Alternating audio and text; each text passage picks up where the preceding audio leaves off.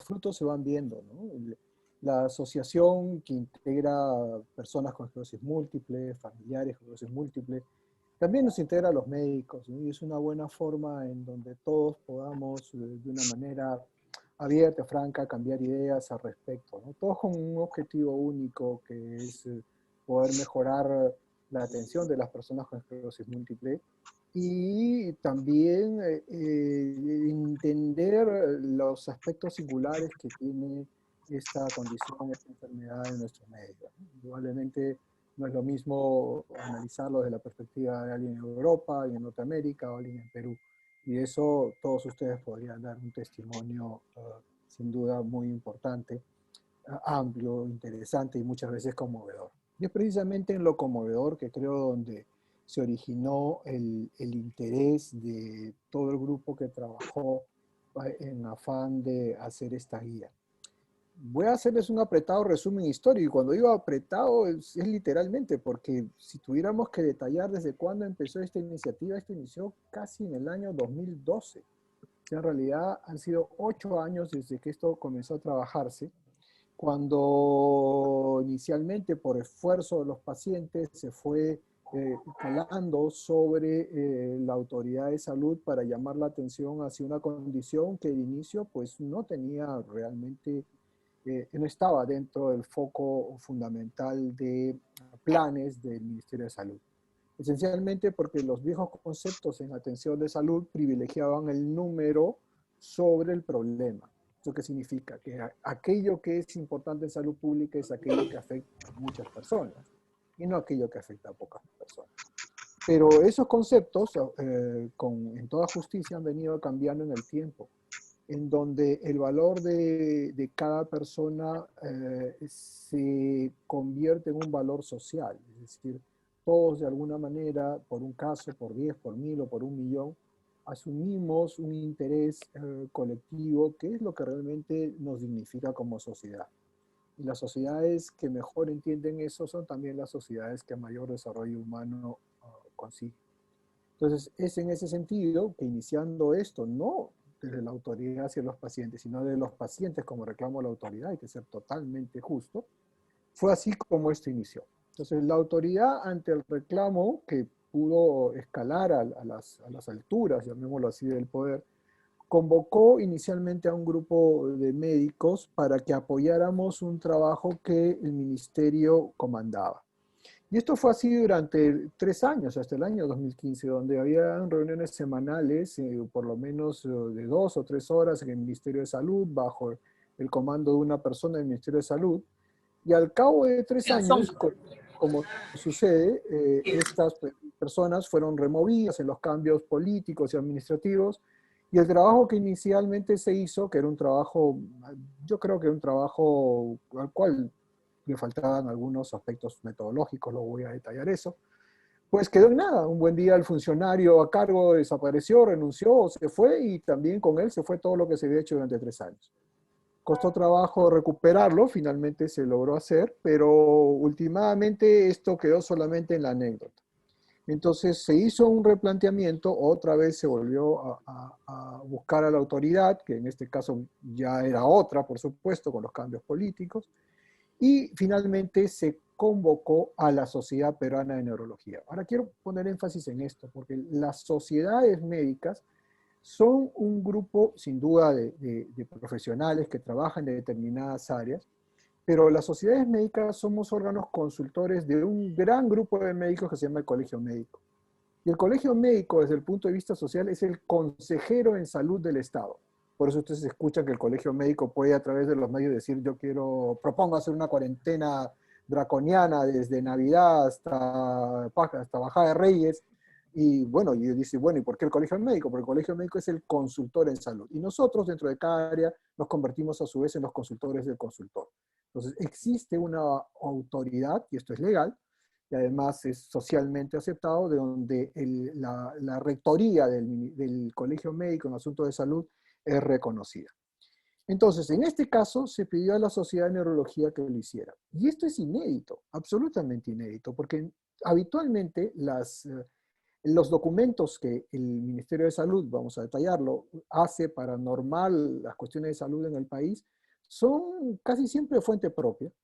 Y cuando invita a alguien, lo invita bajo el paraguas siempre del comando del Ministerio de Salud. En esta oportunidad, fue la Sociedad Peruana de Neurología quien asumió entera e íntegramente la tarea de hacer este documento, que es una guía. Entonces fue así como esto comenzó. Ahora, ¿qué es una guía y qué valor tiene? Entonces hay que poner esto en dos conceptos. Un primer concepto que es el concepto técnico, académico, formal, como los médicos de alguna manera hacemos nuestras afirmaciones y aseveraciones, y por otro lado, desde el punto de vista administrativo, su fuerza legal. En el primer campo, las afirmaciones que los médicos hacemos se basan en evidencia. Y esta evidencia tiene a su vez diferentes niveles. Hoy por hoy escuchamos a algunas personas que, por ejemplo, hablan mucho en relación a ivermectina y defienden la ivermectina inclusive contra las vacunas. Y claro, uno escucha decir quién lo dice y puede tener cierto aprecio por su opinión, pero ciertamente la forma en la que lo dice y el contexto en el cual lo dice y con los argumentos que se sustentan, pues son escasísimos, ¿no? Escasísimos, por no decir nulos, y de alguna manera una información que es escasa o nula tiene el peligro de ser tendenciosa. Entonces, esa es la opinión de una persona. Y esa opinión, cuando es trasladada a una publicación que las personas pueden leer, criticar y censurar, puede ir desde el reporte de casos, ¿okay? Casos y personas, es decir, publicadas por mí como en singular, y esto puede ir escalando hacia diferentes formas de estudio, dependiendo si lo que quiero es describir algo o si lo que quiero es probar algo. Si yo quiero describir algo, puedo describir muchas cosas, pero cuando quiero describir algo que sea generalizable, es decir, para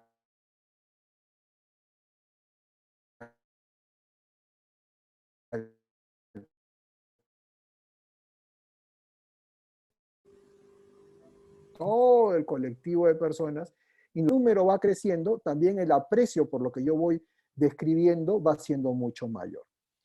Eso por un lado. Cuando quiero probar una hipótesis, es decir, creo que el tratamiento azul es mejor que el tratamiento rojo, pues necesito también un cierto balance en esto para ir probando aquello que yo digo. Y es ahí donde entran las estadísticas, los números, que son muy amigos de la investigación. Y ustedes escuchan ahora el COVID, hablan de la fase 1, la fase 2, la fase 3. Entonces, de ahí viene esto, que en cada uno de estos pasos, en esencia lo que varía es el número de participantes. Y mientras el número es mayor, más capacidad de generalizar lo que pasa en ese grupo hacia el universo de todas las personas, con la condición o con el medicamento que se busque o el tratamiento, terapia que se busque ensayar. Entonces, desde esa perspectiva, luego tenemos que hay estudios que van subiendo en categoría, y los estudios que suben en categoría son aquellos en los cuales, si se trata de probar, por ejemplo, un fármaco, yo, siendo quien da el fármaco, no sé qué es lo que estoy dando, y la persona que lo recibe no sabe lo que está recibiendo. Entonces, se produce un ciego, yo, y otra persona ciega. Entonces, eso limita una serie de sesgos que normalmente existen. Me explico. 30% de los problemas o de las quejas en salud pueden resolverse con la palabra. Y de ahí el gran poder que tenemos a través de comunicarnos como seres humanos, en la medida que sentimos empatía, confianza, podemos ir ya mejorando. Y esto es algo que es útil en el día a día, es muy importante. Pero a la hora que uno quiere probar o una hipótesis, o a la hora que uno necesita probar si un tratamiento es mejor que el otro, pues esto, más que contribuir, se convierte en un sesgo, es decir, en un problema que uno no quisiera tener. Y es por eso que se utilizan estos métodos en los cuales una persona no sabe qué recibe y el médico o el que administra no sabe qué da. Y al final nos enteramos cuál fue el resultado y lo vamos a poder entender así. Entonces, cuando suben estos estudios y ya tenemos un gran número de pacientes que alcanzan ese valor para ser extendido y con esta metodología, decimos que ese estudio es de alto nivel. Ahora, los estudios de alto nivel pueden a su vez reunirse y ser varios, puede ser 3, 4, 5 estudios de alto nivel utilizando la misma medicina o el mismo método, pero en diferentes lugares del mundo, o diferentes poblaciones. Entonces, para analizar todo ese número, que ya no son de un mismo estudio, se hace un análisis más allá. Y más allá significa meta, y eso se llama metaanálisis. Entonces, el metaanálisis lo que hace es resumir muchas investigaciones de buen nivel para poder sacar una conclusión por encima, inclusive, de lo que cada estudio obtuvo. Ahora, con todos estos elementos, el metaanálisis se convierte en la punta del iceberg y cuando metodológicamente está muy bien hecho, sirve para tomar decisiones. Pasando al aspecto normativo, al aspecto de los documentos que el Ministerio trabaja, hay 4 documentos que son fundamentales. Y para que tengan validez en el sentido de reconocer derechos y ser de mandato obligatorio, comillas, obligatorio en su cumplimiento, se requiere que tengan una resolución del ministro, lo que se llama una resolución ministerial. Esta guía, que acaba de ser publicada, tiene una resolución ministerial. Por tanto, es el documento más poderoso en términos de planificación y de acciones de salud para esclerosis múltiple que existe en el país. No hay ninguno que lo supere, ni en valor, ni en análisis, ni en fuerza de cumplimiento. Entonces, por eso es que se convierte en algo muy importante. Hay otro tipo de documentos que se llaman normas técnicas, directivas, documentos técnicos, en fin. Pero todos ellos requieren una resolución ministerial. Y esa resolución ministerial surge al cumplir una serie de requisitos para estos documentos. Requisitos que van desde todo lo que ya les expliqué, cómo se analiza la información, cómo se lee, cómo se le valora, y cómo finalmente se toman también decisiones por recomendación, porque no todo lo que se hace en el día a día, en la consulta o en el consejo de las personas, está necesariamente escrito. Hay cosas que no se han escrito y hay cosas que la experiencia clínica permite identificar y establecer un consenso. Entonces, el resumen de la experiencia de quienes hacen la guía, trabajando en la condición, y lo que la evidencia publicada dan, se suma para hacer este documento guía. Y esta guía tiene que pasar por una serie de filtros, de los más estrictos, de los más engorrosos, yo diría que hasta de los más adversos, que hace que el trabajo que normalmente toma hacer una guía mínimo sea entre 2 años y su aprobación puede tomar entre meses y 1 año. En este caso, esta guía ha demorado 5 años desde que se inició su elaboración. ¿Okay? Pero aquí la tenemos. Y esta guía, como ya mencioné, tiene su gran valor en que está avalada por una resolución ministerial que le da reconocimiento de derechos y mandato obligatorio.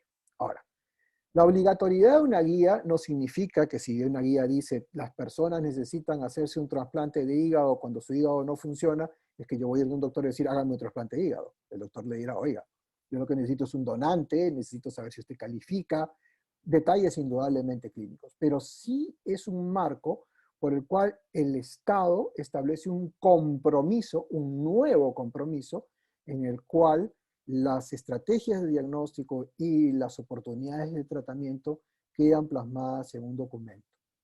Este documento debe difundirse entre todos los médicos, servicios de todos los hospitales, porque este documento es documento normativo tanto para el Ministerio de Salud, la Seguridad Social, las instituciones de las Fuerzas Armadas, y de acuerdo a la ley 30895, potencialmente también puede trabajar sobre el sector privado. Esto último no está incluido entre la resolución lo ha exonerado por razones que quienes finalmente vieron el aspecto legal consideraron hacerlo así, pero es una fuerza. O sea, la rectoría en salud en el país la tiene el Ministerio de Salud, no la tiene la Seguridad Social, la tiene el Ministerio de Salud. El Ministerio de Salud es el estamento superior y esta guía involucra a salud. Eso es un punto importante a considerar. Entonces, es ahí donde estamos nosotros ahora con este documento.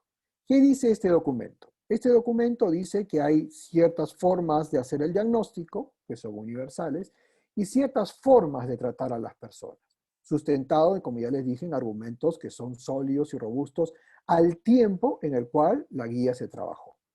La guía terminó de trabajarse a mediados, en julio del año 2017, desde el punto de vista de recoger información. Fue entregada pocas semanas después de haber terminado con esta recopilación de información. Pero ustedes bien saben, ya han pasado 2 años y medio de ese tiempo.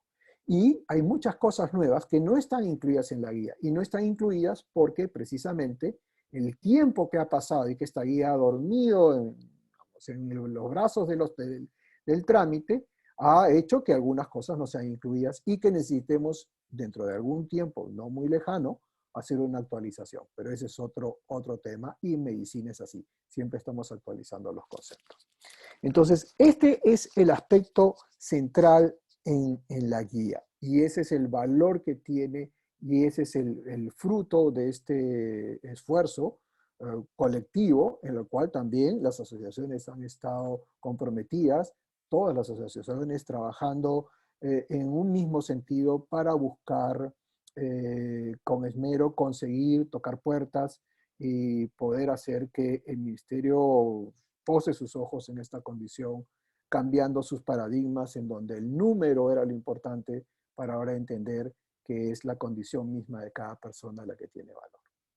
Yo creo que aquí podríamos hacer preguntas antes de pasar al segundo Sí, tema pues que es... yo quiero preguntarte, doctor Vizcarra, ¿hacer la guía ha implicado un costo? Ustedes como doctores, como participantes, como hacedores de esta guía, ¿han recibido algún tipo de honorario o de remuneración por este trabajo? No, ninguno. Y eso está bien claramente establecido. Hay un documento que se publicó el año 2019 que es, en realidad es todo el aspecto metodológico que infortunadamente no está colocado dentro de la resolución y que a mi entender debió haber estado colocado y nosotros buscamos que se introduzca, que tiene que hacer con aspectos centrales que dan transparencia a cualquier trabajo médico. Lo primero es conflicto de intereses. Conflicto de intereses que significa qué doctor ha dado una charla para tal o cual laboratorio, ha hecho un proyecto de investigación o trabaja en investigación tal o cual. Eso hay que expresarlo, o sea, no, eso no está vedado y eso no cancela la posibilidad, ni tiene que hacer ni con el honor, ni con la valía, ni la honestidad de cada persona que participa. Pero es algo que con transparencia se dice, porque todo el mundo trabaja, todo el mundo hace investigación. Entonces, es importante que eso se tenga. Y eso está en la publicación que fue hecha en el año 2019. Creo que ustedes tienen, por lo menos Ana tiene una copia de ese documento que se publicó en una revista nacional. Y ahí está todo el aspecto metodológico. Eso es uno, primera cosa importante. Segunda cosa importante, financiación. ¿Quién financia? Entonces, la financiación también está claramente explicitada en la guía. Y en los documentos originales la guía está. No está en la resolución, pero está en el otro documento. ¿Qué dice la financiación? La financiación dice que ninguno de los médicos hemos recibido pago por hacer la guía. Ninguno lo hemos recibido. ¿Cómo se financió la guía? La guía se financió esencialmente con un fondo que vino de la Sociedad Peruana de Neurología, porque es muy importante decirlo, el Ministerio de Salud no dio un sol para que la guía se hiciera. No dio un centavo para que la guía se hiciera. Entonces, la Sociedad Peruana de Neurología realizó actividades y realizó una actividad con un laboratorio para esclerosis múltiple. Y de esa actividad se consiguió un fondo que fue íntegramente dirigido a aquellos médicos jóvenes que actúan como médicos escritores. Es decir, médicos escritores son parte de un panel que fue cambiando en el tiempo y muchos de estos médicos escritores trabajaron con nosotros en diferentes proyectos de investigación, particularmente conmigo en la Clínica San Felipe, y estos médicos se dieron al trabajo de sentarse con toda la información y escribir, redactar, buscar las evidencias, estratificarlas, darles metodología. Y ellos, que son médicos todos menores de 30 años, 28 años, estudiantes, uh, todos exalumnos de Cayetano Heredia, que eran los que trabajaron en ese tiempo con nosotros, bueno, fueron los que llevaron a cabo la escritura. Y a ellos se les asignó un fondo vía la Sociedad Peruana de Neurología. No hubo ningún pago a ningún médico para hacer la guía. Es más, o sea, no tenía ningún sentido. O sea, el trabajo mismo que se hizo durante todo este tiempo fue sostenido esencialmente por el interés, la vocación y el compromiso de este grupo que a mí me tocó en suerte dirigir. En la práctica, doctor, para nosotros como pacientes, ¿qué significa tener la posibilidad de, por ejemplo, si estoy usando un medicamento y no me está yendo bien, se puede escalar a otro? Yo puedo decirle al médico tratante de un hospital de salud o de las fuerzas policiales o no sé, del MINSA, sabe que estoy enterada que existe esta guía y sé que hay estos medicamentos que están aprobados. ¿Es posible como pacientes nosotros que hagamos eso? A ver, si es posible. Es posible, sí. Enteramente, porque la guía claramente establece lo siguiente en relación a tratamiento. Primera cosa que establece es, dice, si usted tiene un paciente que tiene una gran actividad de enfermedad y un problema muy severo desde el inicio, usted puede seguir y puede escalar o puede utilizar, para ser más exacto, puede utilizar desde el inicio medicamentos que sean más potentes. Es decir, no hay un proceso por el cual usted tenga necesariamente que pasar durante 6 meses, un año para ver si funciona o no. Si usted piensa que por criterio clínico, dicho sea de paso, es un criterio clínico que está bien establecido en la guía también, y que surge de un consenso latinoamericano previo de expertos que digamos, hicimos hace algunos años. Entonces, con ciertos requisitos de que sean un marco, más que una lista de chequeos, es un marco, en ese marco uno podría desde un inicio comenzar con medicamentos que sean más intensos, más, de mayor potencia. Otro tanto, si una persona está en una medicación A y en esa medicación A esta persona hace 2 crisis por año o acumula más imágenes que significan actividad en la resonancia magnética, o se ve que en el contexto de esta actividad la persona hace un deterioro en la marcha funcional de algún tipo, esta persona puede recibir también un medicamento de mayor intensidad. Y la propuesta, por supuesto, hay que hacerla y discutirla con el doctor. En otras palabras, no hay un límite que vaya a negarle a un paciente que lo requiera la posibilidad de escalar a una medicación. Y eso no es porque hayamos inventado algo que es absolutamente original. Esa es la forma en la cual el mundo se maneja. En el mundo, es claro hoy por hoy que si alguien tiene un nivel de actividad muy intenso desde inicio, pues es mejor que comience con un medicamento también que sea de mayor intensidad. Si una persona no tiene un nivel de intensidad tan grave, digámoslo así, desde inicio, puede iniciar con un medicamento que sea de una menor impacto y puede irle muy bien a lo largo de su vida. Pero si esa persona en el transcurso de algunos meses, un año, encuentra que no hay una satisfactoria resolución bajo criterios que están establecidos del problema o al contrario un agravamiento, pues tiene toda la oportunidad por esta guía de cambiar a un medicamento que sea más potente. Ok, aquí hay una pregunta. Dice, buenas noches, mi consulta es sobre la guía que mencionó. ¿Eso será ley para las EPS también? He comenzado con una pastilla nueva y si no está, y si esa medicina no está en la guía porque es muy nueva, la EPS me la podría quitar. ¿Esa medicina está en la guía? Bien, esa pregunta es muy buena. Está hablando de clarividina, por Claro, si sí, y acaso. esa pregunta es muy buena. O sea, la respuesta es que no debería ser así, ¿ok? Porque es muy claro que la guía fue hecha hasta un tiempo determinado. Y otra vez, la resolución ministerial omite los aspectos metodológicos. Pero hay una parte en la cual en la guía, digamos, una parte de lo que se publicó de la guía como resolución, en que se señala que lo que tenemos en medicinas es lo que teníamos en medicamentos hasta un plazo determinado, ¿no? En otras palabras, la guía, al nacer después de 2 años y medio de haber sido entregada, pues indudablemente tiene medicamentos que no han sido incluidos porque simplemente no estaban en ese momento en el Perú, ¿no? Entonces, lo que creo que puede responder a esa pregunta es que se va a tener que hacer una adenda, una ampliación, que indudablemente teniendo el documento original va a ser mucho más confortable. Pero la respuesta es no. Si queremos apegarnos a la letra, el ámbito de aplicación de la guía no menciona a los privados, ¿no? Okay. La guía lo dice así. Jacqueline, desde la ciudad de la eterna primavera, nos pregunta, ¿la guía servirá de base para que Salud compre los medicamentos superiores a los interferones? La guía debe servir para eso, porque es norma en el país. O sea, la guía claramente influye sobre salud. Salud no está fuera del sistema y la rectoría del Ministerio de Salud es muy clara. Ahora, esa es la propuesta de la guía, es lo que dice la guía que hay que hacer. Eso tiene que ser trasladado a hechos. Entonces, ¿cómo se traslada a hechos? Con, otra vez, trabajando con la institución, viendo las formas para que esto sea ya llevado al terreno de los hechos y que se consigan los medicamentos, las adquisiciones que sean necesarias, vean la forma administrativa de que las instituciones pues tengan los mejores precios, libres de cualquier contaminación, interés, o sea, eso es parte de la estrategia y la obligación de cada funcionario en estas instituciones.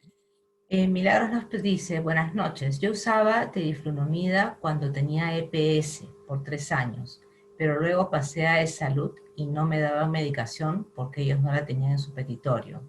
Y la doctora me dijo que no podía usar interferón, porque ahora entonces E-Salud me podría medicar con teriflunomida. ¿Qué tendría que hacer? Nuevamente, ¿no? Primero es otra vez, Ujú. existe una resolución ministerial que es de público conocimiento, eso está publicado en el peruano, o sea, todos los peruanos podemos acceder a ella, y en esa resolución teriflunomida, por ejemplo, está incluida como medicación. O sea, eso se... Eso ya es parte de lo que nos toca como organizaciones para pacientes, ¿no? Informar y educar a los pacientes para que estén al tanto de cuáles son sus derechos y hacer un seguimiento para que esto se cumpla, para que no quede también como palabras que se las lleva el viento, ¿no? Correcto, existe una herramienta, esta es una herramienta. ¿Cómo se usa la herramienta? Es lo que viene ahora. Es decir, Ok, mi doctor me mencionó que solo el Estado, ay, se bajó, perdón, que me mencionó que solo el Estado facilita el tratamiento con interferón y solo me propuso poder llevar otro tratamiento si es que participaba de un ensayo clínico. En conclusión, ¿podría recibir otros tratamientos sin ninguna necesidad de participar en un ensayo gracias a la guía? ok, la participación en un ensayo es siempre libre, voluntaria e informada. Eso está claro. Potencialmente sí, o sea, tiene ahora la puerta abierta para poder, a través del propio sistema, obtenerse estos medicamentos y o estas estrategias de diagnóstico, tratamiento, las que fueran. La respuesta es sí. Pero otra vez, la participación en un ensayo clínico es siempre una decisión que se toma con absoluto conocimiento y absoluta ponderación.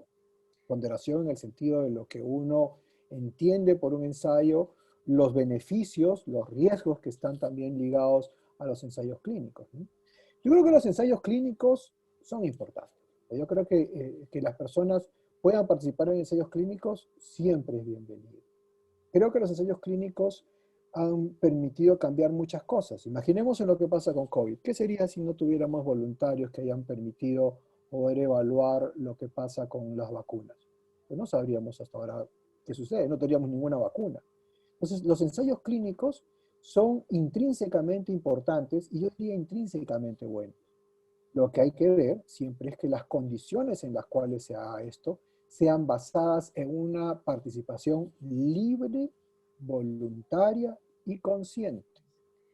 Nunca omitiendo estas tres condiciones. O sea, nunca bajo presión, nunca sin tener totalmente claro qué es lo que estoy haciendo y sin un horizonte que me permita entender qué va a pasar cuando termine el ensayo clínico, por ejemplo, que eso es una cosa muy importante, en la medida que pueda recibir un medicamento que de pronto pudiera beneficiar. Yo diría que esos son los tres aspectos centrales que una persona debe considerar para poder participar de un ensayo clínico. Pero bienvenidos si quieren Leer participar. siempre el consentimiento informado, ¿no? Y Sí, el algo, consentimiento ciertamente. informado, pero insisto, o sea, los ensayos clínicos ayudan a que se pueda tener una idea clara de cómo mejorar las cosas.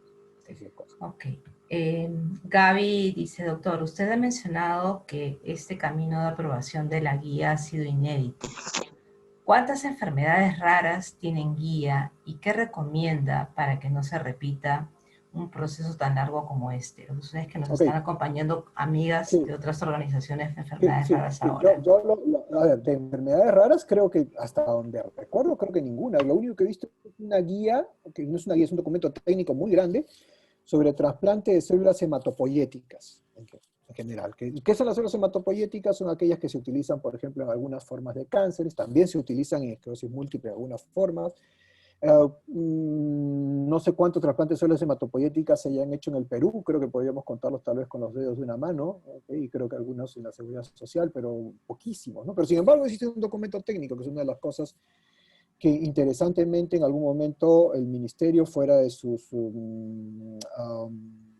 cánones, entre comillas, de donde el número importa y no la calidad de la condición o de la persona o del caso, bueno, pues se hizo, ¿no? Entonces, para enfermedades raras que yo conozca, ninguna, como guía con resolución ministerial. Pueden existir documentos en algún hospital que alguien puede hacer, por ejemplo, para enfermedades un poco más raras, como fibrosis quística o algunos trastornos neuromusculares. Sí, en general pueden existir. Recordemos que mucho el concepto de guía se basó otra vez en tratar de hacer algo que pueda estandarizar ciertos manejos. Y la estandarización es mucho más requerida en la medida que hay mucha dispersión. Si son enfermedades raras, en general muchas de las enfermedades raras son raras y por tanto cada caso es singular. Por tanto, estandarizar lo singular no siempre tiene mucho sentido, ¿no? Entonces, Ok. pero eso no significa que no haya formas de poder establecer ciertos lineamientos de tratamiento. Ahora, ¿cómo hacer para que este proceso sea más breve? Realmente me gustaría tener la respuesta. Y creo que solo con algo de experiencia que tuvimos podría intentar aproximarme a algo que no sé si sea exactamente la verdad. En primer lugar es el esfuerzo de los pacientes. Pero si los pacientes no se esfuerzan, el Estado jamás lo va a ayudar, afortunadamente. O sea, no es que exista una, un plan, digamos, de alguien que está sesudamente pensando y decir, bueno, vamos a hacer esto, por esto, por esto, por esto. Desde mi perspectiva eso no existe. Por más que hayan funciones, departamentos, oficinas dentro de la estructura de cada ministerio, eso no creo que se movilice directamente con las energías que vengan de ese lado. Entonces, primero, tiene que sustentarse por un reclamo, por una voz o una solicitud, para ponerlo en términos más amigables, de parte de los pacientes. Número dos, los aspectos que tienen que hacer con lo normativo para requerir una resolución ministerial, otra vez pueden ir desde una guía, pero puede ir también desde unas directivas o normas técnicas. O sea, puede haber documentos que sean un poco más sencillos que una guía. Una guía es mucho más onerosa en tiempo, en esfuerzo, toma mucho tiempo. En cambio, pueden haber ciertas normas técnicas de salud que son más sencillas y que pueden tal vez abreviadamente hacer esto. ¿Quiénes pueden hacerlo? Indudablemente los expertos. ¿Son los expertos los que usualmente las hacen en el Ministerio de Salud? No, no siempre, no siempre. Sin duda se recurre a ellos, pero no siempre. Al final, digamos, terminan un poco organizándose en función a ciertos marcos referenciales y esta guía es un ejemplo de las cosas que se omitieron al momento de poner la resolución ministerial. Pero, con todo, yo creo que hay elementos que se desprenden de ello y se pueden trabajar tal vez a través de documentos más sencillos que no por más sencillos pierdan fuerza en términos de su capacidad de poder establecer, reconocer derechos y tener una cierta obligatoriedad en su mandato, ¿no? Ok, Creo que esos dos aspectos son importantes. para cerrar, doctor, con esta primera parte, hay una pregunta de Alicia que dice, los medicamentos que no se han estado dando por los sistemas de salud para que se les dé, tienen que pasar por una evaluación de tecnología sanitaria como estipula la ley de enfermedades raras, o basta con que esté en la guía para acceder a ellos. No, ya estando en la guía es superior a cualquier documento. No existe documento de más alta jerarquía que la guía técnica de esclerosis múltiple del Ministerio de Salud.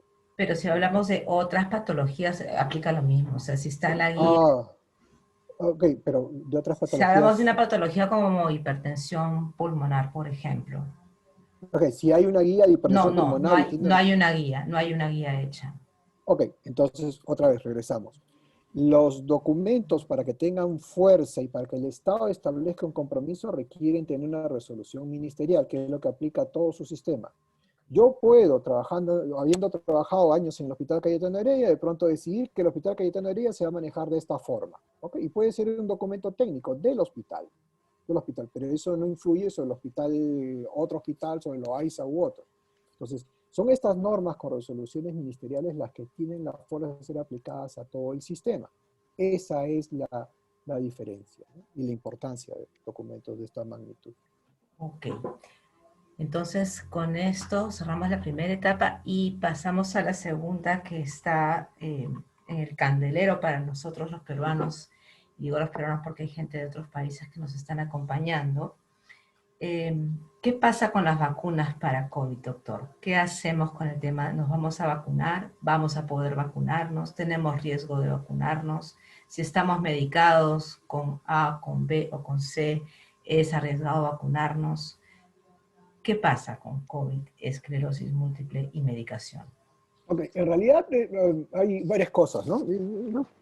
Tenía más o menos, estaba pensando en cómo poder responder a estas preguntas, cómo anticiparme a las preguntas, ¿no? Una primera pregunta, y que creo ya tuvimos una charla al respecto, estaba en relación a los fármacos que se emplean en esclerosis múltiple y el riesgo sobre el COVID.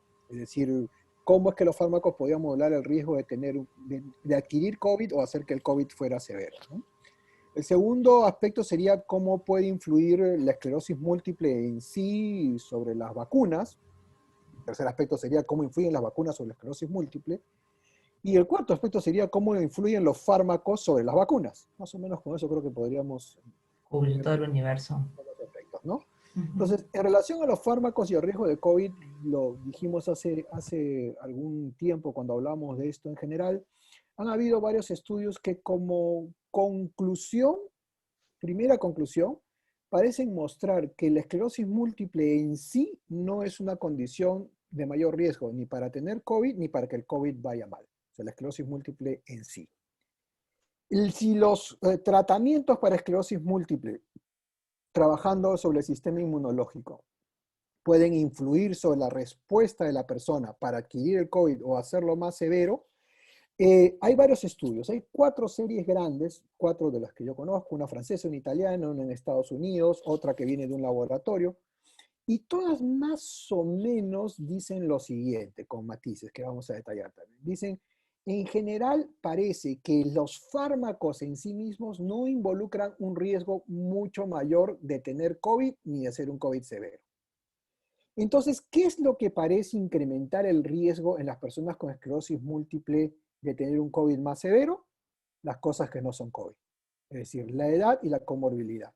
Obesidad, diabetes, hipertensión. Y esos son los factores que son colectivos a toda la población.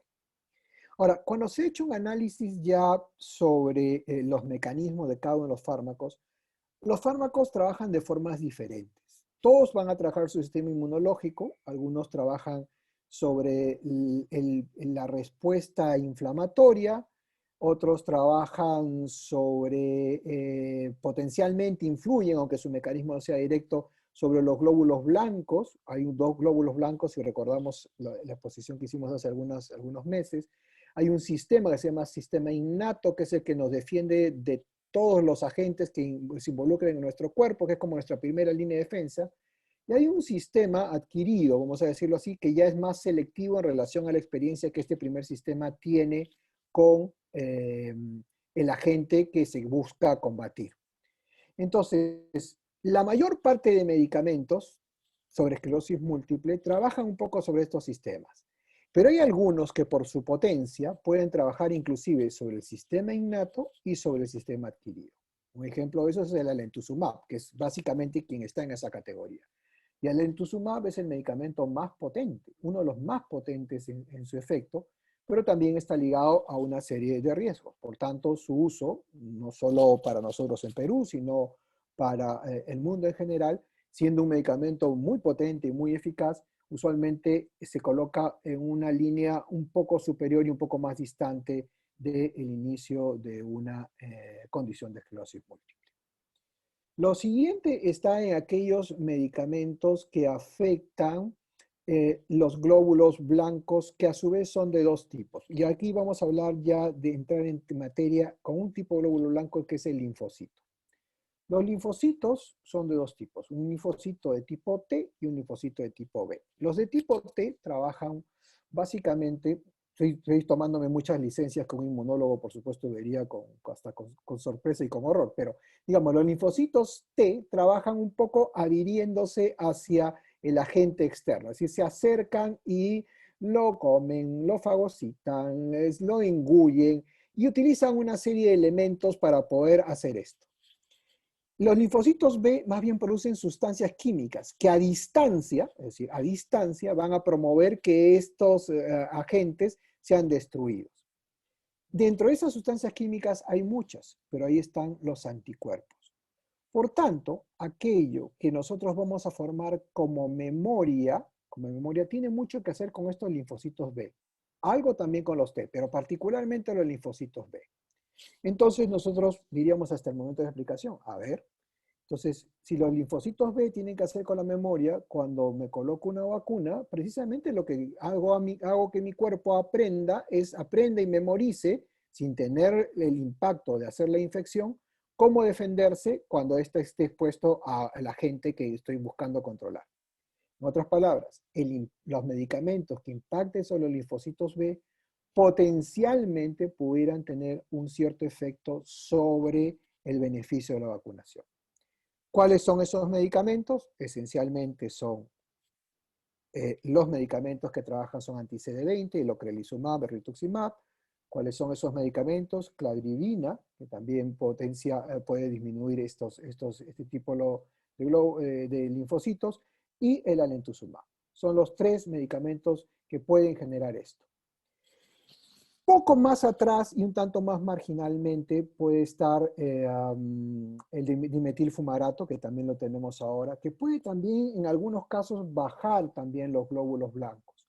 Si bien de una forma más transitoria y al comprometer los glóbulos blancos también comprometer un poco los linfocitos B, pero su efecto es un poco más marginal. Existe también.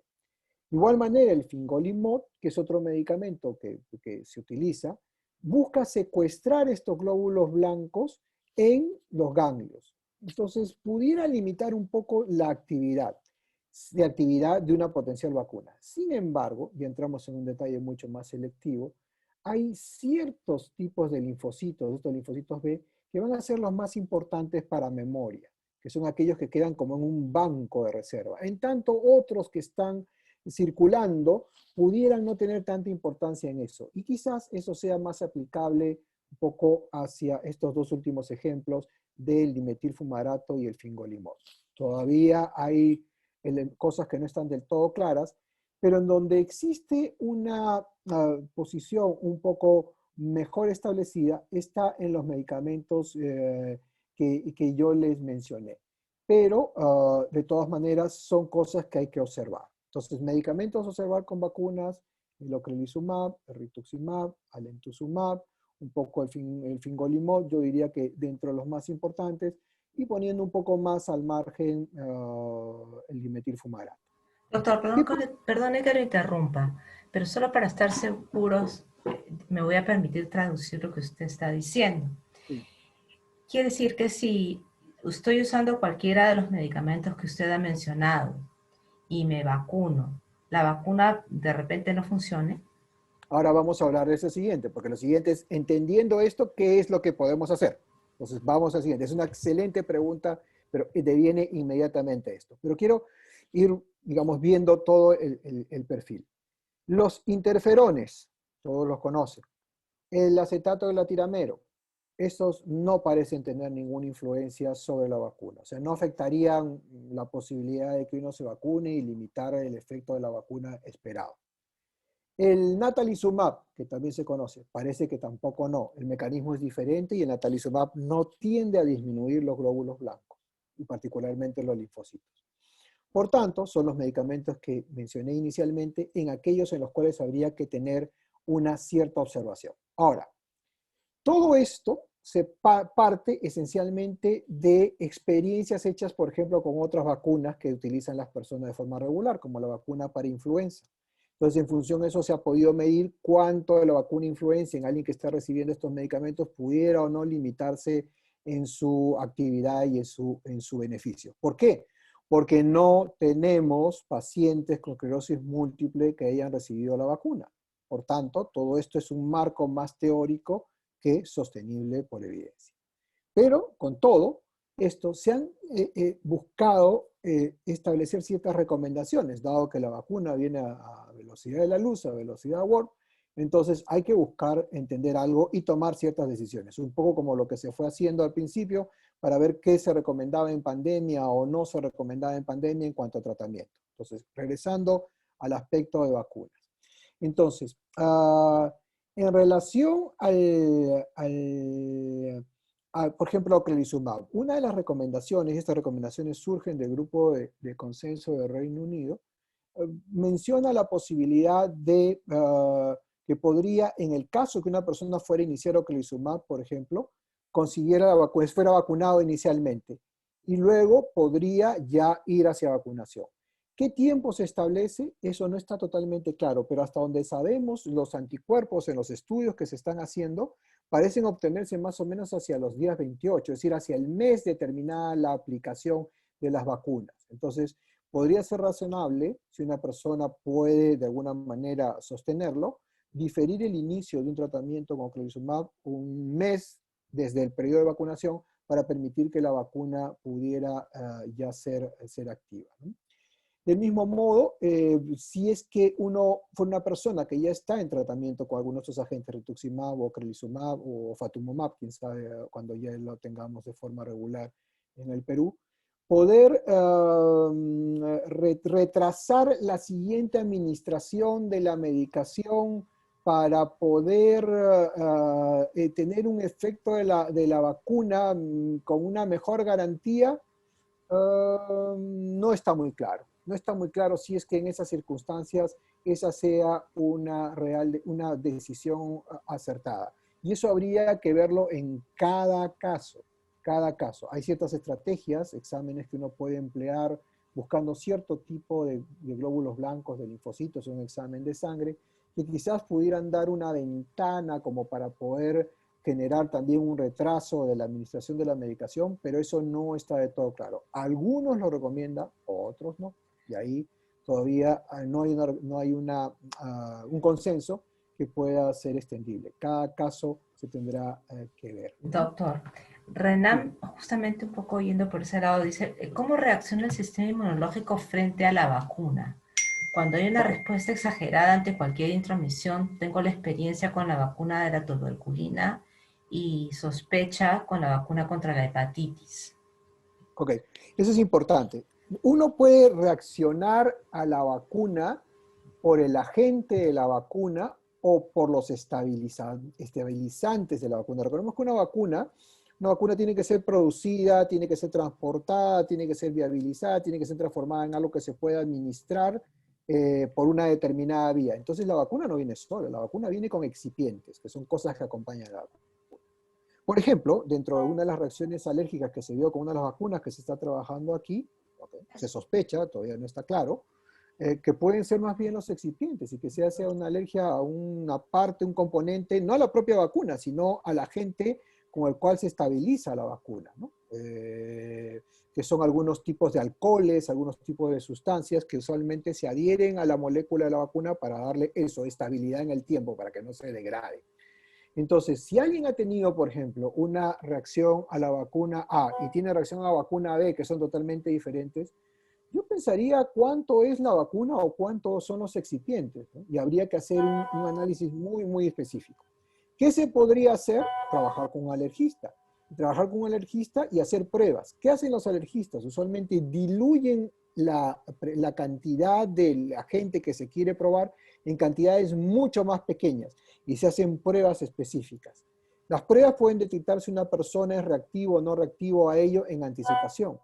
En caso de ser reactivo, las pruebas específicas son estrategias de los anarquistas, no voy a entrar mucho en ese tema, pero entre las cosas que se hacen es desensibilizar a una persona a través de la administración de dosis crecientes hasta que pueda recibir finalmente la dosis que uno quiere administrar. O sea, es una situación sin duda muy singular, pero habrá que verla en cada caso, ¿no? ¿Habría efectos secundarios de ponerse la vacuna del COVID si teniendo esclerosis múltiple? Ok, la respuesta en lo que sabemos hasta ahora es que no podemos afirmarlo, pero no lo esperaríamos. O sea, no pareciera que eso pudiera suceder, pero es solamente haciéndolo nos vamos a poder enterar. Ahora, ¿por qué no pareciera? Porque vamos a también a ver, las vacunas son de diferentes tipos. Las vacunas que más efecto inmunológico y más despiertan el sistema inmune son las vacunas de virus vivo. Ejemplo, vacuna para fiebre amarilla. Pero las vacunas que ahora se están haciendo en realidad son vacunas de varios tipos. Hay vacunas que se insertan cual caballo de Troya sobre un virus X, que es un virus que no tiene infectividad, y se coloca una partícula del virus del COVID.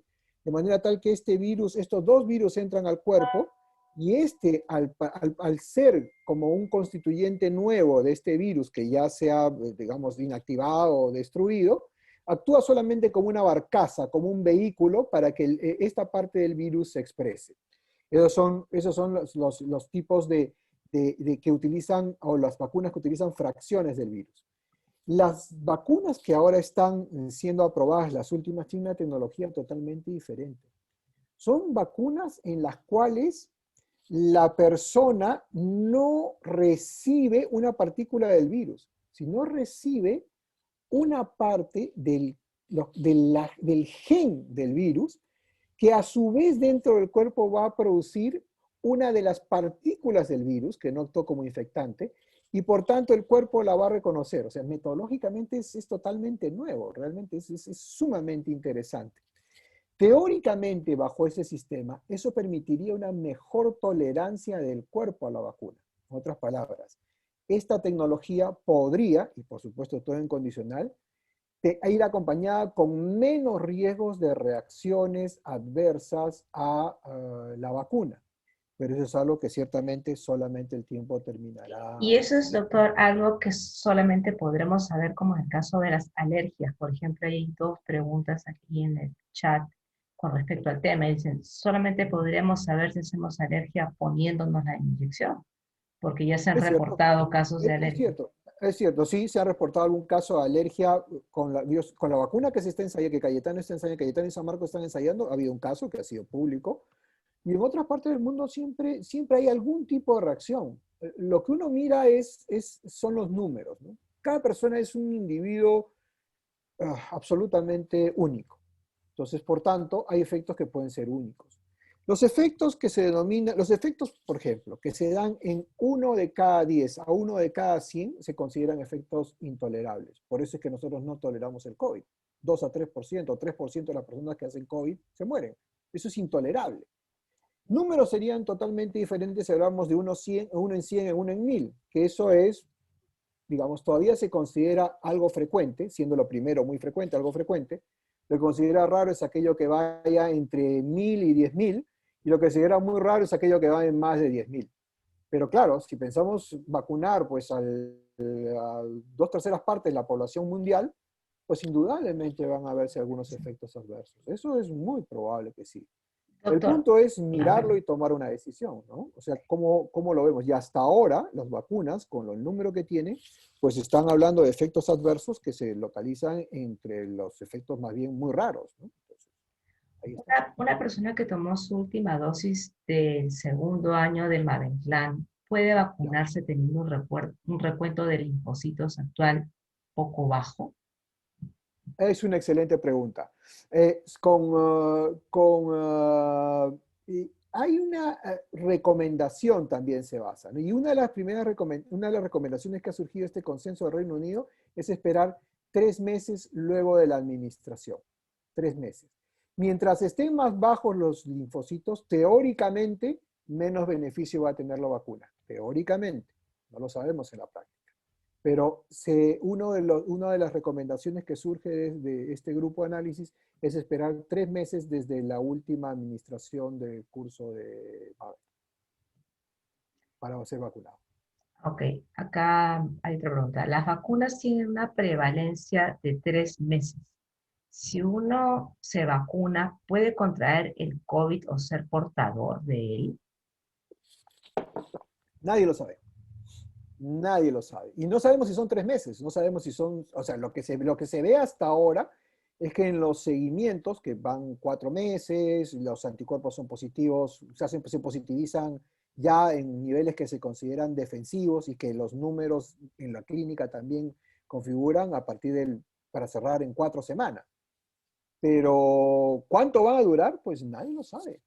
Nadie lo sabe. No sabemos si van a durar 6 meses, un año, 2 años, van a ser de por vida. No lo sabemos. En realidad no lo sabemos. Y eso es algo que no tiene respuesta aún. A lo que sospechamos también es que la vacuna disminuye la capacidad de que uno enferme. La siguiente pregunta sería si es que disminuye la posibilidad de ser portador. Y eso tampoco, hasta lo mejor de mi conocimiento, está claramente probado o establecido. Entonces, hay preguntas que subsisten. Ahora, utilizando una licencia, que es la licencia del sentido común y de la experiencia, en general, la mayor carga viral se presenta cuando una persona hace la infección, es decir, cuando está en el proceso de ser cuando es presintomático o cuando es sintomático. Los asintomáticos también contagian porque también tienen carga viral, pero muchos asintomáticos terminan siendo solo presintomáticos. Entonces, hay una gran duda ahí, pero no hay una respuesta completamente cabal, ¿no? Tendremos que esperar a ver. Yo creo que vendría aquí la siguiente inquietud que todos compartimos.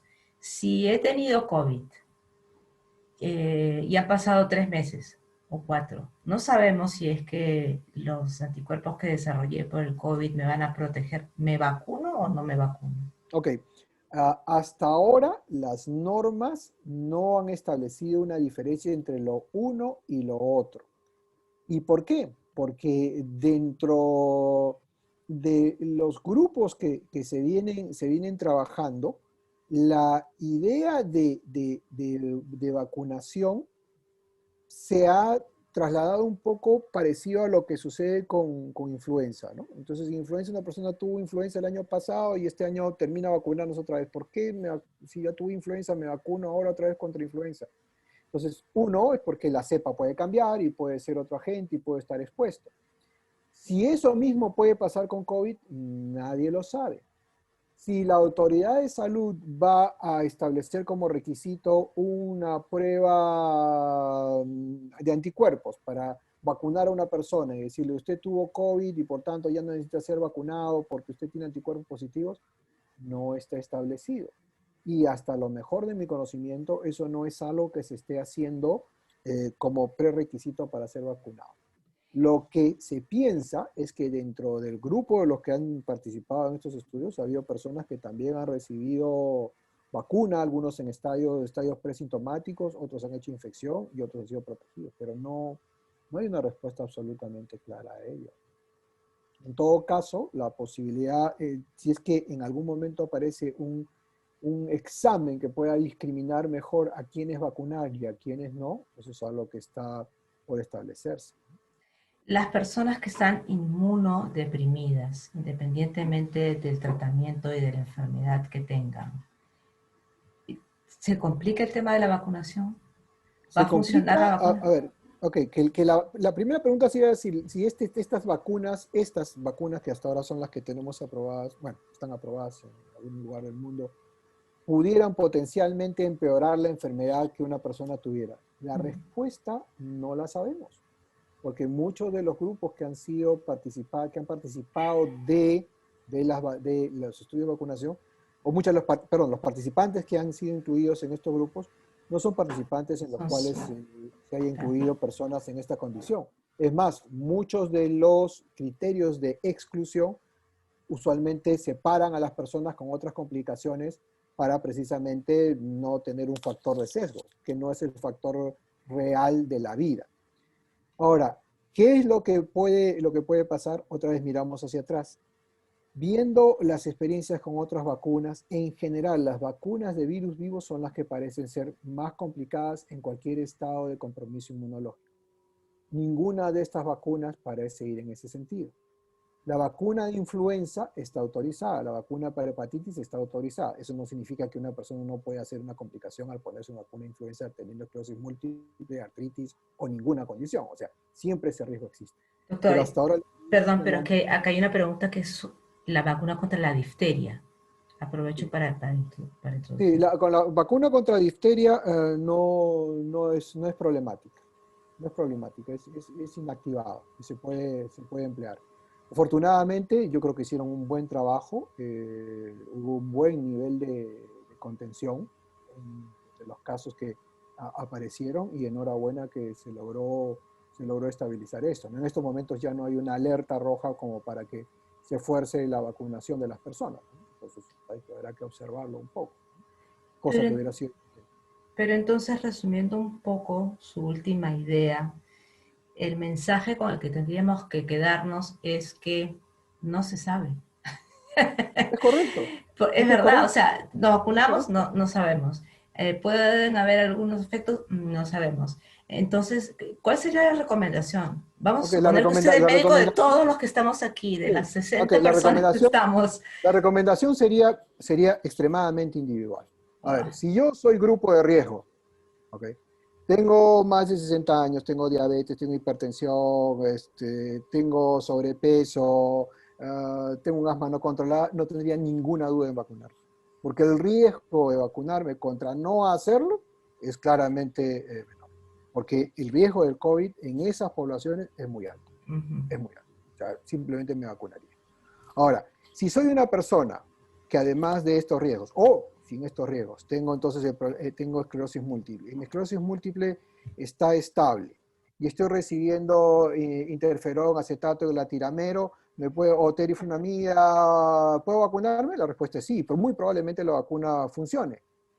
Si estoy recibiendo dimetilfumarato, ¿puede funcionar? Lo más probable es que sí, pero de pronto me haría unos exámenes antes de vacunarme para ver cómo están mis linfocitos. Si soy una persona que está tomando fingolimo, también haría un poco lo mismo, vería cómo están mis linfocitos. Si mis linfocitos están muy bajos, por debajo de 200, de pronto pararía un poco la vacunación. No necesariamente porque la vacuna me vaya a hacer daño, sino porque la vacuna de pronto no va a funcionar. Entonces, ¿qué podría hacer? De pronto, con ayuda de mi médico, decidir recuperar esos glóbulos blancos, espaciando las dosis de fingolimo. Hay una serie de estrategias que se pueden seguir cuando las dosis bajan mucho. Si utilizo lentuzumab o utilizo cladribina, ¿qué haría? Esperaría 3 meses desde la última aplicación. ¿Por qué? Porque ahí los linfocitos deben haber subido. Si estos están bajos y puedo esperar, pues lo haría. Si estoy con ocrelizumab, diferiría un mes el inicio de la vacunación, me diferiría un mes el inicio del tratamiento a vacunarme primero.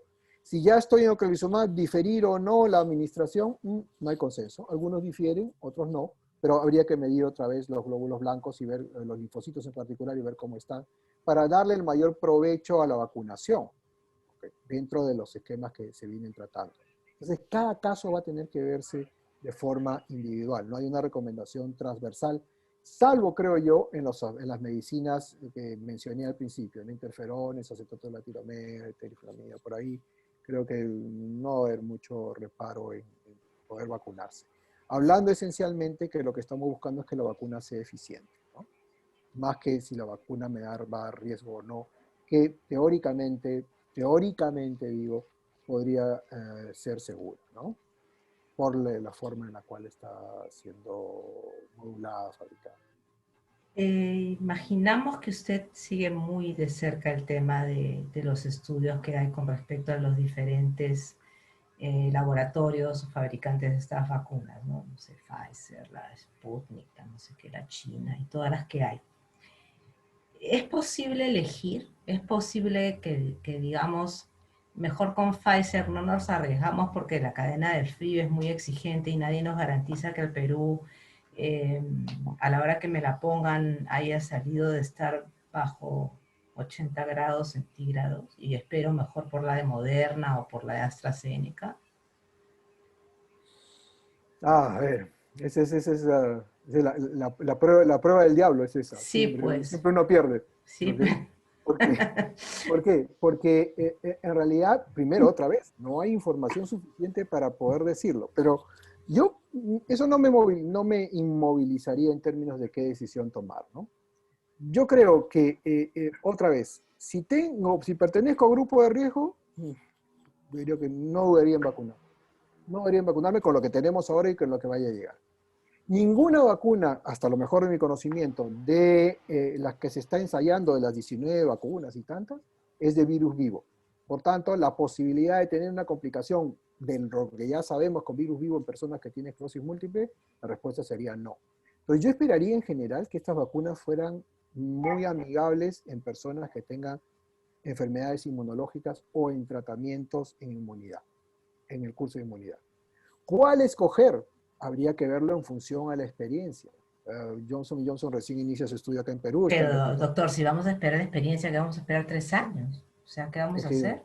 es que hay que tomar una decisión. O sea, la decisión es qué es lo que vamos a tener. Si tenemos la vacuna de Sinopharm, bueno, habrá que darle chance a ver qué es lo que podemos hacer con esa vacuna. Pero en general, mi percepción de las vacunas, en general, para el COVID, es que no vería yo riesgos sustantivos en relación a estas vacunas. Prestaría mucha atención, sí, ya basado en los hechos, en aquellas que hubieran generado reacciones de tipo autoinmune, ¿no? Y esas ha habido un Ujú, par, unas 2 o 3 ligadas a la vacuna de AstraZeneca, ¿no? Que la ujú. detuvieron en algún momento. Habrá que revisar luego si estuvieron dentro del grupo de tratamiento, del grupo de placebo, o cuál fue la causa. Pero tal vez ahí yo diría, bueno, a ver, explíqueme un poco más qué fue lo que pasó y qué sucedió. Porque finalmente esos fenómenos podrían ser fenómenos autoinmunes. Y una vacuna que potencialmente pudiera generar autoinmunidad sería lo que menos quisiera en una persona con esclerosis múltiple. Entonces, recapitulando, rebobinando, con lo que nosotros tenemos hasta ahora de las cosas que están ya en el disparador, diría que estas dos vacunas, la de Pfizer y Moderna por su tecnología, parecen ser muy amigables. La de AstraZeneca habrá que mirarlas por el efecto autoinmune, ya lo que pasó. La vacuna de Sinopharm, bueno, ha hecho un cuadro aparentemente Guillain-Barré, que es una enfermedad autoinmune también. Ujú. Entonces, a esas dos las pondría en observación muy cercana hasta poder mirar y tener más resultados. Y quizá en las dos primeras, donde estos efectos no han sido demostrados, tendría un poquito más de enfoque. Doctor, y nosotros estamos considerados como, así como los doctores, las enfermeras y las Fuerzas Armadas, como gente de primera línea por ser vacunadas o no? Se considera grupo de riesgo, sí. O sea, una enfermedad autoinmune es considerada grupo de riesgo. ¿No es considerada un grupo de No, riesgo? sí es considerada Ah, grupo ok, de riesgo. ok. Sí es grupo de riesgo. O sea, personas con lupus, artritis, enfermedad del tejido conectivo, esclerosis múltiple, otras, neuromielitis óptica, sin duda están dentro de los grupos de riesgo, porque uno puede intuitivamente, afortunadamente los hechos no parecen demostrarlo, pero por lo menos intuitivamente en la categorización, pensar que una enfermedad, el COVID, que tiene dos fases, una fase infecciosa y una fase inmunológica, pudiera de alguna manera expresarse de una forma diferente, no sabemos si para mejor o para peor, a una persona que ya tiene una enfermedad autoinmune. Entonces, sí, sí, están considerados dentro de los grupos de primera línea en vacunación, yo creo que sí. Ok. Están dentro, no he visto el Eh, nombre esclerosis múltiple, pero sí el genérico. bueno, si no está, lo ha visto, lo anotaremos porque tenemos que estar ahí de todas maneras. Doctor, con respecto a las vacunas, eso es súper claro, ha respondido todas las inquietudes que las personas han hecho. Gaby tiene una última acotación que hacer antes de despedirnos y agradecerle por su presencia y despedirnos de todo el grupo. A ver, Gaby, ¿estás con el micrófono activado? Gracias, gracias Ana por darme el pase. Quería una vez más agradecer al doctor Vizcarra por esta charla en términos de las vacunas, que creo que todos nos ponen nerviosos, pero también por el tema de la guía y especialmente por su compromiso y el de la sociedad, ¿no? Y en esa línea, quizás abusando de su confianza, preguntarle, se ha mencionado que ya han habido otros medicamentos, ya estarían vigentes, digamos, posterior a la elaboración de la guía, ¿no? Usted sabe que todos siempre estamos esperando novedades, pues no atentos a los avances. ¿Cómo ve usted el proceso para incorporar estos medicamentos a la guía? ¿Cuál sería su, cómo lo ve y si podríamos abusar una vez más de la sociedad para este proceso, ¿no? Ahora, la guía misma tiene dentro de sus requisitos no digamos un plan, pero sí una meta de actualización. Entonces la meta de actualización es cada 2 a 3 años. Es un rango más o menos en el cual muchas cosas se van acumulando. Teóricamente, el año próximo ya deberíamos comenzar a trabajar en ello, porque ya estaríamos En en ese tiempo. tiempo. Ahora, hay diferentes formas, ¿no? Hacer un documento que pudiera, digamos, ser documento de la Sociedad Peruana de Neurología, eso es viable. Yo creo que el grupo de trabajo podría hacerlo, podrían verse los aspectos para poder hacer una adenda, ese es el concepto, hacer una adenda sobre algunas cosas que han cambiado un poco los criterios diagnósticos e indudablemente también hay algunos medicamentos nuevos. Eso puede ser publicado como parte del grupo de la Sociedad de Neurología, sin duda, y eso tiene mucho peso científico, académico. El punto es cómo trasladar eso y esa opinión o ese trabajo que pudiera extraer conclusiones X, Y o Z hacia la rectoría del ministerio. Y ese es un problema. Va a depender mucho de lo que el ministerio entienda como sensibilidad, como interés, como estrategia. Desde mi perspectiva, yo creo que lo primero que hay que hacer es difundir la guía actual.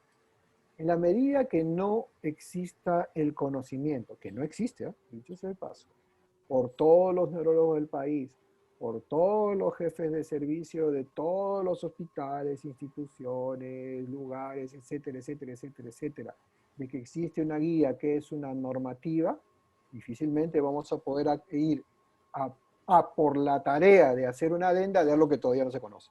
Entonces creo que el aspecto central, y que eso mismo puede canalizarse a través de los pacientes, porque es un documento público, no es un documento de médicos, es un documento público, es que los pacientes empoderados también transmitan entre todos los miembros de sus asociaciones lo que existe.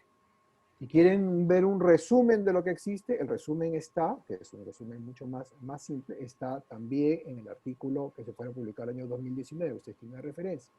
Entonces, hay formas de poder tener ese documento a la mano. Y teniendo el documento a la mano, conversar con su doctor, su médico, dentro de las posibilidades.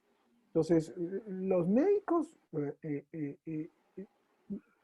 sabemos, al menos, digamos, aquellos que pueden estar más ligados al área, sabemos las cosas que hay. En realidad, la guía actúa como un documento interesante, referente, sin duda, para revisar, pero los médicos sabemos lo que hay que hacer. El punto es que esto hay que trasladarlo desde la decisión del médico y el paciente, siempre es un consejo que va por dos lados, para que esto se transforme en acciones. Y es ahí donde el sistema. Entonces, el difundir esto hacia los médicos inmediatamente se traslada hacia el sistema. Y el sistema son las cosas que no son necesariamente médicas, o siendo médicas, de pronto no caminan tan bien, que pueden permitir ahora una oportunidad. Entonces, difundir. Difusión, difusión, difusión, discusión, difusión. Eso es central. Eso es central. Bueno, nosotros asumimos el Doctor, compromiso, ¿no? Dale, Gaby. Dale, perdón, Gaby. sí, solo lo último, no sí lo juro. Doctor, entonces cada institución, salud, policía, cada cuerpo médico va a tener que adaptarlo y generar sus propios lineamientos, ¿no? Digamos, o sea, el No, proceso... no, o sea, en La guía realidad es no. O única. sea, la guía es por el contrario, un documento transversal a todas las instituciones. Eso es lo que hay. Ahora, eso es lo único que hay, es diferente de verlo. Esto es lo que hay. Esto es como, esta es la línea de base. Sobre esta línea de base uno puede construir más cosas, pero antes no había línea de base, o la línea de base, si se quiere, estaba bien abajo, ¿no? Bueno, ahora la línea de base está mejor, hay más oportunidades, sin duda hay más oportunidades, más chances, claro, con un desfase que el tiempo mismo ha castigado, pero de aquí en adelante esta es la base. O sea, no significa que solo esto, de aquí puede ir hacia arriba, porque los principios de la guía señalan eso, señalan la posibilidad de movilizarse hacia medicamentos que puedan ser más potentes en la medida que la situación clínica, que está bien definida en la guía, lo demanda.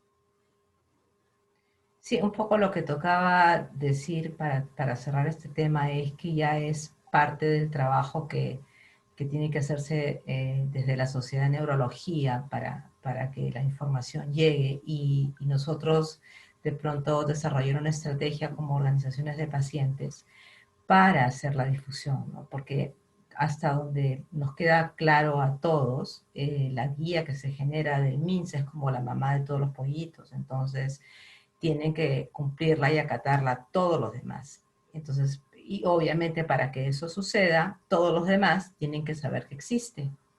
Y para que eso suceda, tenemos que hacer un trabajo un poco de hormiga, pero es un trabajo que vale la pena y que de alguna forma se viene haciendo ya desde hace mucho tiempo. Así que, bueno, doctor, muchas gracias por haber participado de esta reunión. En serio que agradecemos su tiempo, agradecemos su compromiso nuevamente. Hágale llegar las gracias a todas las personas, todos los neurólogos que trabajaron con usted en este proceso de la elaboración y luego de haber logrado que esto se cumpla. Y ya estaremos nosotros velando porque eso sea así. Que tengan, no puedo decir, realmente es hipócrita decir que tengan una feliz fiesta, porque realmente es una Navidad como todo el año, totalmente atípica y lo mismo pasará con el Año Nuevo, pero esperamos desde la asociación, desde el grupo que trabajamos juntos, que el próximo año nos trate un poco mejor, sigamos cuidándonos, tratemos de vivir el día a día, con esperanza, como diría Gaby, desde su ventana, que ahí la veo, y gracias por su tiempo, gracias a todos por estar, gracias por participar, si no fuera porque ustedes vienen y participan, colaboran, y además me permiten ser la moderadora porque no los dejo hablar, pero lo que pasa es que somos muchos, y si abrimos micrófono para todos sería un poco complicado, y eso me lo enseñó la Miss Burga, porque en sus clases hacer eso es imposible. Y ya somos más, como más de 50, así que gracias a todos una vez más. Que tengan una fiestas bonitas, doctor, a usted, a su familia, y a todos, gracias por venir. Nos vemos pronto. Cuídense mucho, usen su tapabocas, lávense las manos. Gracias por estar. Adiós. Voy a tratar de quitar, sí. Gracias, doctor. Gracias, doctor Vizcarra. Gracias, Anita. Cuídense, bendiciones. Sí, pueden desmutearse si quieren, ¿ah? Ya. Gracias, doctor Vizcarra. Gracias, doctor Vizcarra. Doctor Vizcarra. Abrazo. Tremenda Navidad. Gracias. Gracias, doctor, gracias. Gracias, Anita. Calzador Gracias, 2021. Muchas gracias. Gracias. Cuídense. Adiós. Muchas gracias. Chao. A ustedes. Cuídense. Gracias a todos. Gracias, Ana. Gracias, chicos. Chao, Gracias, chao. Anita. Cuídate, Hasta luego, Maribel. gracias. Chao, Cuídense. chao, George. Gracias, Cuídense. Gracias, Chao. Anita, cuídate, bendiciones. Cuídate. Jackie, un besote. Cariños a Manuel. Besos, Anita. Gracias. Cuídense, chicos. Para todos y todas. Igual, por favor, ustedes envíen un beso. Ney, te veo por ahí también. Cuídate. Ahí te vi. Chao. Renan, gusto de verte también. Cariños por casa. Gracias. A ustedes, Esther. Chao, no te veo, pero Franklin, mudo como siempre, ahí estás. Chao. Gracias por venir. Chao, chao chicos, gracias. Yo cerré el kiosco, así que me quedo hasta el final, como siempre aquí. Gracias. Ana, no he podido hacer las preguntas que me has pasado en el chat, porque ya había pasado el tiempo. Mil disculpas por eso. Me estás escuchando. Y te quieres desmutear y decirme. Leí tus preguntas, pero ya Nos vemos, gracias por todo, nos vemos. Chao, gracias. Gracias, Anita. Bendiciones. Chao. Igual, Muchas cuídate. gracias. Chao. Bueno, no sé si me viste, pero... Chao, nos vemos. Chao, cuídate. Chao, Pablo, cuídate. Florcita, me da Gracias. Chao, chao, cuídate. Ahora te escribo, Anita. Ahora te Ya, escribo. ok. Chao. Cuídate. Cuídense. Gracias. Cuídense, chao. Chao, Ladicita. Cuídate. Cuídense.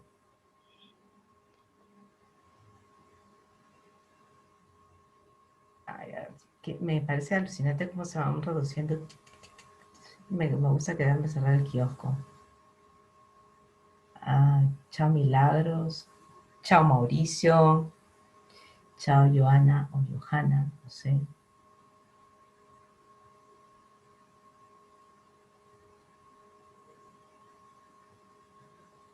Gladysita, ¿te han dejado ahí? Ay, yo sigo grabando, espérate.